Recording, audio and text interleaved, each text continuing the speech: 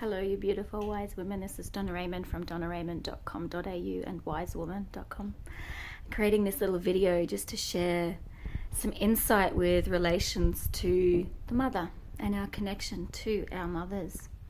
Now, some of us have really beautiful and inspiring, healthy relationships with our mother, and some of us don't.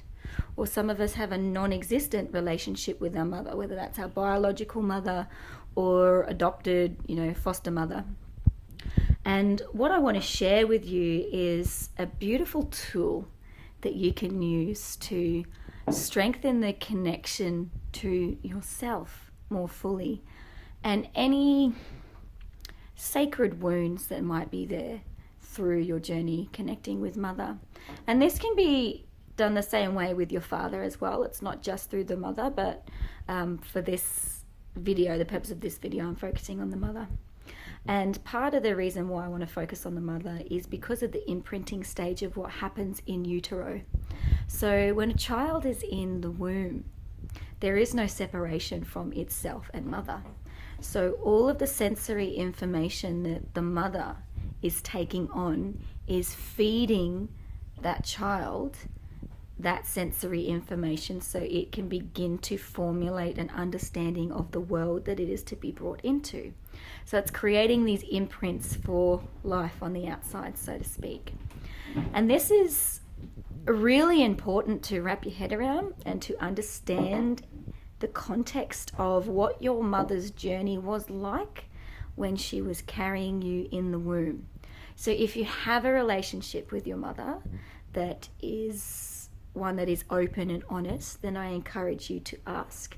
Otherwise, you might have to ask external sources, so family or friends that might give you a bit of insight into what their perspective or perception of what her journey was like, so that you can kind of piece together a map.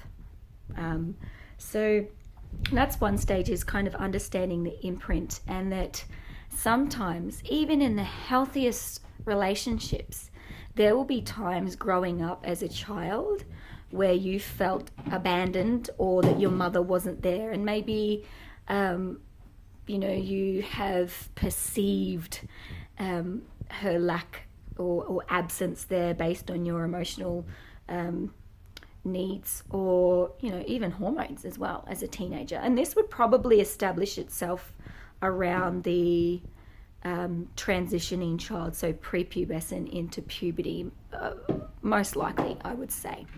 So tuning into that experience, and perhaps there is a perspective that she wasn't there or didn't show up or didn't meet your needs more fully, and part of that story could be because it was time to wean you energetically, and that she was creating the strong foundations for you to be in the world on your own accord, in your own way.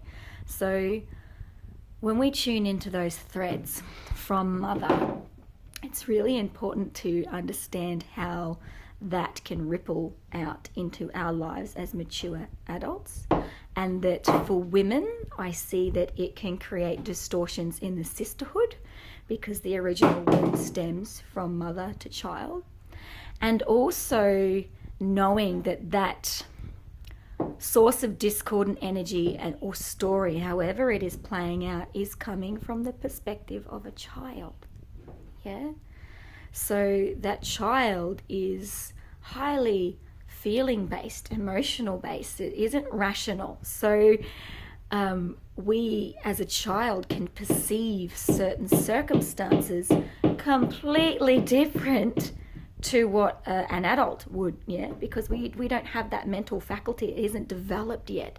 So it's really important to tune into the feeling pathways, the emotional pathways, or whatever that core imprint or wounding can be, and tune into the story, the emotional story that comes up from the child's perspective, and then maybe using your maturity now as a mature adult to begin to extract further information of what was actually going on for your mother or for your father, or that figure in your life, to get a clearer perspective or a deeper understanding of the story, and see if that might shift the energetics there, or shift the way that you feel from it. And if it doesn't, and that's okay, then it would be tuning into your role now as a mature woman, an adult, and that you can show up and, on a holographic sense, a very esoteric spiritual sense, is you can offer wisdom and advice to that wounded child from the state and the power of hindsight that you have now, journeying through it, to show that child ways through, to speak to the child the way that the child needed to feel safe and supported, particularly if you feel like you didn't get that from your primary caregiver, is that we can travel back and to offer that to ourselves now and unhook from that desire or that need to have it come from the mother, because in reality, sometimes we don't get that. Or maybe our mother has passed on, or maybe those bonds have been broken or damaged to the extent where healing is not possible and it's come to that state of acceptance to let go. There could be many different pathways. Maybe it's going to create dialogue with your actual mother so that you can facilitate that journey of healing together if she's open to it. And of course, if you were to do that, you would definitely prime the conversation gently, and maybe over a couple of different conversations, just express that you would like to go there. I wouldn't just pull this out one day, having a cup of tea with your mum, and just go bam right into it, unless you got a mother like mine who can go to those depths with you. So hi, mum.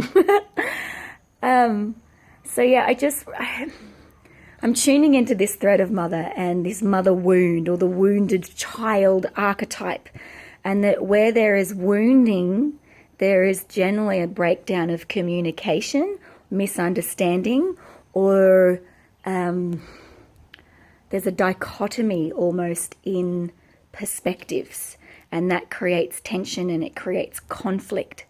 Sometimes that conflict may not be able to be resolved in this lifetime. And so then the journey is to come to acceptance and peace with the experience and the circumstance as it played out, and unhooking yourself from the story so that it has no power over governing your life in a subconscious way anymore. And there's a huge journey in that. I'm not here to preach that it's super easy to do, and sometimes it can take journeys with strong support people or therapy as well to be able to get to that level. But I do know, and I do feel in my heart and in my being, in my core truth, that it is totally possible to find that pathway of liberation from story, and that it can be done in a compassionate and healthy way that leaves us inspired as well. So tuning into whatever that core imprint, or if there is a wounding there, or the story, and seeing if you can go a bit deeper to find clarity of meaning. And once you find the clarity of how it transpired from a mature perspective out of the child brain and the emotional side, then we can start to transition into the healing and integrate those parts of ourselves that need to be seen, need to be heard, need to be validated, need to feel a deep sense of belonging and appreciation, recognition for being, or celebration of being, which is what children yearn for. And it's a natural biological function for us to want these, because that creates the core foundations for love and respect. Yeah. So if you do not have that relationship with the mother and you are seeking it, and particularly if it is not possible for you to actually garner that from your mother herself, whatever your story or your journey is there, just know that it is possible to transcend the feelings of that from a spiritual plane and embodying it into the physical. In any kind of esoteric, cosmic, spiritual work, you always have to bring it back into the physical to be integrated. So we work on the mental plane, the spiritual, emotional plane, and the physical plane as well. And it becomes like that holy trinity of healing. Otherwise, the work does not become embodied. And in that process, you might feel that you might need to tap it out in the body, or dance and move with it, vocalize any sounds or feelings that come through. Womb songs are a really beautiful practice for that. Or just giving yourself that nurturing touch that you might be longing for, so that it diminishes that yearning to seek it outside of yourself, and that we can come back and we can actually find pathways to heal ourselves and to give ourselves what we need and to fill our own cups up, so that then when we enter into the world, we can radiate that self-fulfillment and love and be able to serve others from a more embodied place, and call in those people that want to give to us that which we truly yearn for, without us sending signals that we need it.